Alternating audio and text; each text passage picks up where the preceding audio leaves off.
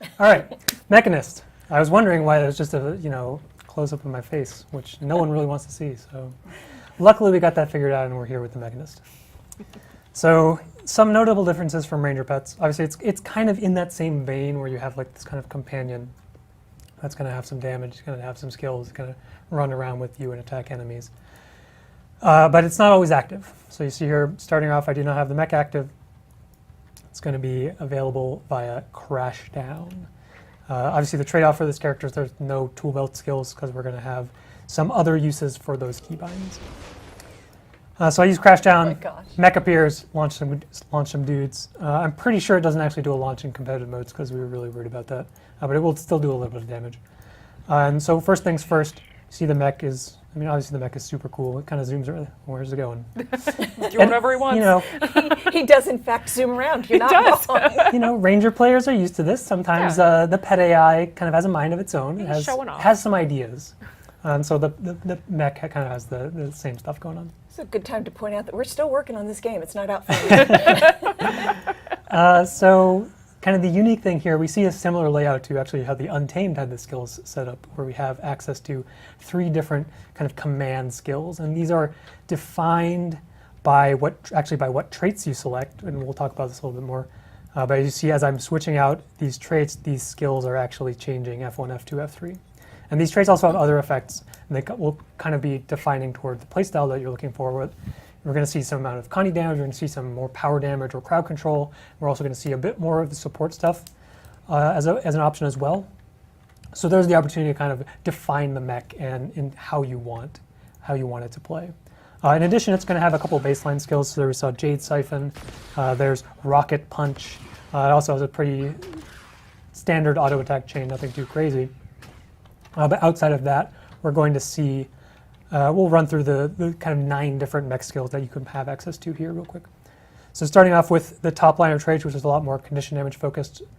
Starting off with Rolling Smash. So makes sense. In Connie mech, it's going to do bleeding and some damage in there as well. Next up, we're going to have Discharge Array. This is going to be more of a pulsing effect around the mech. That's going to be confusion, a little bit of slow, a little bit of damage. So again, more of that condition damage style of thing. And finally, we're going to have the Jade Mortar. This is a pretty long-range skill, nice little kind of ballistic projectile there. We see daze, burning, some good damage. Also an explosion, that's relevant. We'll talk about that a little bit more as we get into more trait stuff. So there's kind of the Connie damage side of things. Bottom row traits here is going to be more power damage, a bit more crowd control as well. So instead, F1, we're going to have access to Spark Revolver, and this is going to be a long-range, kind of channeled, almost like that kind of rapid-fire style of attack. In this case, it's going to be piercing, some good damage. We saw vulnerability that's coming from the trait, which we'll talk about later. And then just, a solid long-range damaging ability for the mech. Next up, we have Core Reactor Shot. This nice, very deliberate, well-defined charge up into that nice energy ball that does a nice, some CC in there, good damage. That's also an explosion. And finally, we're going to have Sky Circus. This is coming from the Grandmaster trait here. And this is going to be kind of a 2-part attack where the mech's going to jump into the air, fire some projectiles, and it's also going to come crashing down. And I wasn't close enough to my enemies, but it will come crashing down and kind of launch all of the nearby enemies in the radius. So potentially, multiple crowd control skills here, some good power damage as well, a solid option for the mech. Then finally, along the middle here, we're going to see more of that kind of more support style of gameplay. Starting off with the F1 skill. F1 skill is actually still going to be a bit more damage, but it is going to have weakness instead of, we saw, condition damage or just more damage. Here we have Explosive Knuckle. It's going to have this nice little dash in, get some weakness in there, and a nice damaging attack. Next up, we're going to have Crisis Zone. This is going to be self-cleanse for the mech, because it doesn't really have too much Connie removal. So a little bit of Connie cleanse there, but also some very good boons applied in a radius here. Aegis, Regen, Prot, and Alacrity, of course, is one of the premier boons that you're going to be looking for. And finally, coming out from the Grandmaster slot, we're going to have Barrier Burst, and this is going to be more of like a channeled ability, some nice pulsing barrier, A lot of might, a lot of fury, a lot of vigor, and some more alacrity. That's actually coming from another trait that we'll talk about as well. But there's kind of like the support kit of the mech. And obviously you can kind of mix and match these as you choose, depending on what you're looking for. Maybe for your support mech you want a little bit more crowd control, so you go and take core reactor shot instead. Outside of that, it's very much like a ranger pet. It does kind of, it exists in the world. If it dies, it will go away. Obviously there's only one of them. There's no really pet swap mechanic or anything. The cooldown here is very long on death. So, and obviously these numbers are still things that we're going to be looking at and tuning to figure out kind of what the right cooldown for the mech is. But we didn't want it to be always accessible like with ranger pets. We wanted to create kind of the difference. What does the mech pet character look like as opposed to the ranger? Instead of just making it a ranger or a better ranger, we wanted to kind of have the difference there. So we'll talk. Obviously, there's a lot more to talk about with the mech on kind of the trait side once we get there. But we'll move into the mace skills. So the mace, it's kind of a little bit of a hybrid. There's a very small amount of support stuff going on here, but there's also some pretty good Condi damage. So here we see the auto attack, confusion, and then some AoE barrier on the third hit there. Skill 2, we have energizing slam. Here's a little bit of mobility. Jump in, apply some vuln, deal some damage, get some vigor. Solid skill. And finally, we have rocket fist prototype. Here's a little bit of a ranged projectile attack. Get some more burning in there. Get a very short stun, and then also just some solid damage. Of course, always have to deal some damage with these skills. And finally, we'll talk about the utility skills. So most importantly, Engineer finally has access to signets and is now an exclusive member of the 5 Signet Club, because only a handful of classes have access to both a heal signet and an elite signet, while also having all signets. So now you can roleplay as your 5 Signet Warrior, but now you're an Engineer, and it turns out you also have a cool mech pack, so it's even cooler than 5 Signet Warrior. But we'll just run through these real quick. Obviously, signets have a passive and an active component. Here's the heal signet. It's kind of like a heal signet. Heal pulse, and then active heals. This is obviously for both you and your mech. Important to kind of give a little bit of sustain for the mech, so it doesn't just fall over with kind of no access to any amount of healing. And then, again, nothing too crazy. It's a healing signet. Next up, we have Barrier Signet. Here's some damage reduction on the passive. And this is also going to create a projectile hate dome. So there's a couple of these signets that interact with the mech. In this case, it creates the dome around the mech. If the mech is not active, it'll just create the dome around myself. And you also see we're getting a little bit barrier in there as well. Next up, we have Force Signet. Here's a stun break, always useful. This is also going to create kind of a knockback region around either yourself or your mech. And that's pretty much it. Nothing too crazy. Get some cripple in there as well. Next up, we have Shift Signet. Here's the Shadow Step that, again, kind of spoiled a little bit. Both you and your mech will teleport to the targeted area. And that guy's... Sometimes the mech is, doing its own thing. It doesn't want to teleport. It wants to use its cool jets and kind of fly over here instead. Wouldn't you? But a lot of the time, it will, teleport with you. And then finally, we have Super Conducting Signet. Here's a condition damage buff, and it's also going to be kind of this AoE condition field. Here's some vuln, here's some confusion. Again, around the mech if it's active, otherwise it's going to be around yourself. And then finally we have Overclock Signet. The passive here is that your other signet recharges are going to be reduced, so a little bit of value for pressing those. Alternatively, you can activate it to command your mech to use the Jade Buster Cannon. Super cool beam attack, get some burning in there, obviously a lot of damage. Just a nice little, actually got stuck in the animation, that's hilarious, never seen that before. Cool. But yeah, big elite skill, mech attack, super cool. And also if the mech is not active, it will also just summon your mech. We don't actually need to show that right now. So then coming back to the traits, just going to run through these real quick. Obviously they have like a secondary effect in addition to kind of defining what your mech skills are. So starting across the top, we're going to see that kind of condition damage build coming out, where your mech is going to apply bleeding on hit, and, well, that's pretty much it. I guess we should probably start with the minors. I always forget every single time. It's always like, maybe we should start with the minor traits. Probably a good idea. So one unique aspect that we're going to see on a lot of these traits is that the mech inherits stats from the engineer, or from the mechanist, rather. So if I build Berserker gear, I'm going to give more power, precision, ferocity to my mech. So that's kind of a cool disconnect from ranger pets, where ranger pets are always have their predefined stats, whereas the mech, you're going to say, okay, I'm building Berserker, super aggressive, my mech is also super aggressive. But if I build something like minstrel super defensive, then my mech's going to also be super defensive. So here we see toughness and vit being inherited by the minor traits here. These also define those kind of baseline skills that we saw the mech using. Then we talked about this one a little bit already, bleeding on hit. Next up is Conductive Alloys. This is going to be condition damage and expertise inherited by the mech. Again, here's your condition build for the mech. And finally, we have Jade Dynamo. This is kind of a two-part thing. This super powerful trait here because it's actually going to allow your mech to inherit from the explosives trait line. There's obviously a lot going on here, so we'll save that for the latter half of the show. But other than that, it is going to be just a kind of solid value trait. Mech's going to do explosions and attacks, and if your mech is not active, it'll do a little supporty area strike. So as we go across the middle, we're going to see again, instead of the bleeding on hit, we're going to do AoE might, so again, more of that boon support. And then the frame in the center is going to be inheriting concentration and healing power. Again, support, support, support, also giving alacrity whenever you apply barrier. So a lot more alacrity potential there as well. And finally, the Grandmaster slot here is going to have, obviously give you barrier burst, but it's also going to have your mech do a pulsing AoE barrier on kind of an interval. That's also going to give you alacrity if you have the channeling conduits. And finally, across the bottom, we're going to see more of that power damage and crowd control.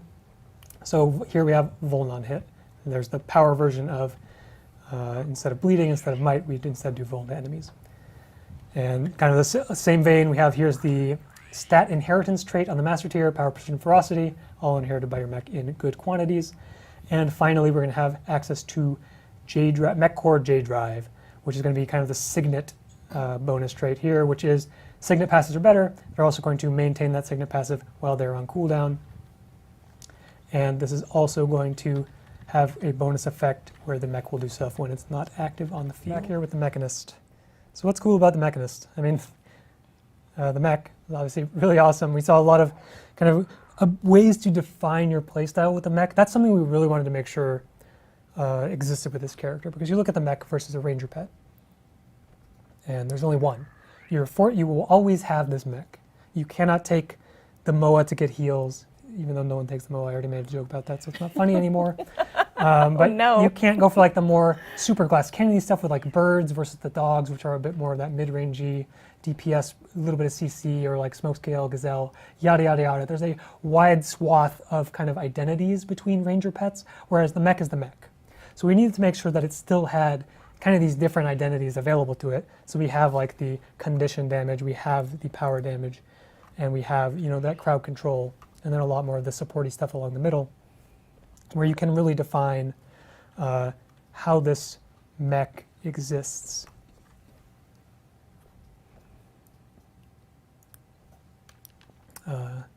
Interesting thing that people probably noticed, this mech has a break bar. This is actually something we've never done before on a player skill. The closest thing that we've done with that is like banners in World v World, but those are more game mode objective mechanics. Never on a profession ability have we seen a break bar before. So this is something that we really wanted to put on the mech, especially for PvE, because you look at some of these abilities that are kind of more long. That was not the skill I wanted. I was looking for this. But you see kind of like these longer like channeled abilities, or these longer cast times. Much more easier to disrupt the mech just through normal gameplay. The ability for creatures to kind of hose the mech and interrupt it, prevent it from actually doing what we want it to do, really created this kind of concept of, well, what if it had a break bar? It's not something we've ever done before. Is that actually a good idea? And for PvE, it actually played really well, and I think it's something we'll want to keep moving forward with. We did leave it in for the beta to see how this plays in PvP and World v World, but we're definitely open to any amount of changes to this. Like, the extreme case is the break bar just doesn't exist in PvP. In World v World, there's just no break bar, and that is completely on the table because it's very much this unique mechanic that kind of it very much changes how crowd control interacts with the mech, right? Like, instead of my quarter-second daze being a quarter-second daze, that's just an interrupt value, it's going to instead play against this break bar. So it's a much different playstyle. We're not particularly sure if it's a healthy playstyle for those competitive modes again, but we want to try it out, see how it goes, and worst case, we just rip it out, leave it in PvE only. But it is kind of interesting because, now stuff like chill is going to be damaging against this break bar, and you can see here the break skill here is a 5-second stun. So whenever the mech gets broken, it will end up stunned for 5 seconds, which is, again, a pretty long time. What was I going to show here? Oh yeah, this isn't really interesting, or I guess I think it's interesting. It's not super valuable in actual gameplay, but when you're casting Crash Down, the mech actually spawns in instantly, and you can just interrupt the cast and save some cast time there. Don't tell the designers who are probably watching this stream, so it's too late, because they'll probably fix that. But you can kind of sidestep the cast time at the cost of you're not going to actually get the knockback, which is kind of interesting. The mech doesn't actually do the knockback, it's the Mechanist themselves. So minor interesting, stuff like that I always think is kind of interesting. I'm going to dismiss the mech again because we have kind of this passive attack to show off, which we didn't show too much of. The Mech Core J drive, one of the this is obviously the Signet trait, but also while the mech is kind of AFK, it's going to periodically do this.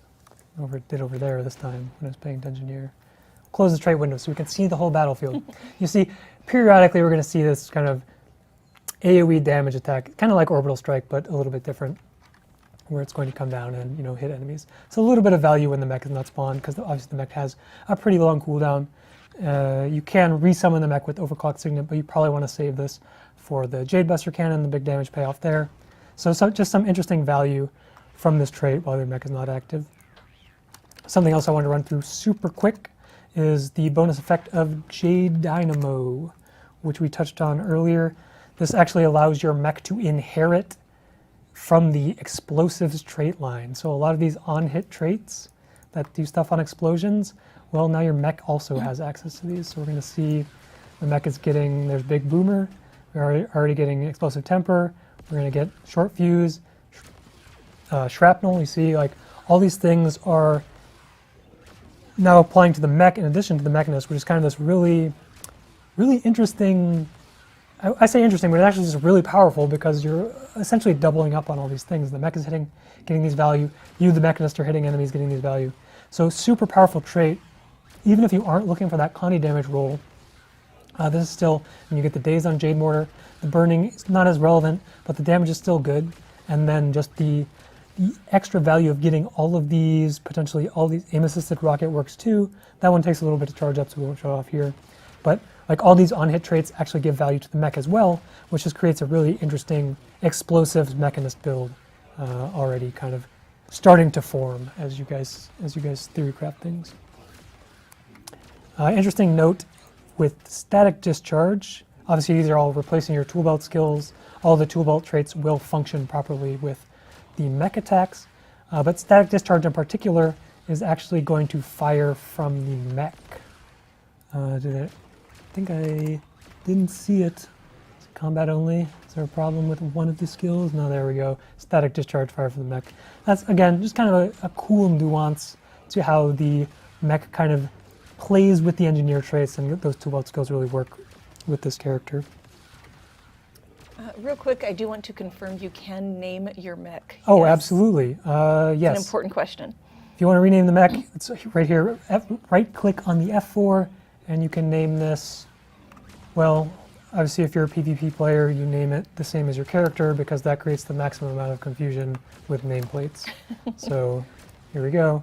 Now I have the mech, which is also called CMC Beta, as this character, completely throwing off all of my opponents.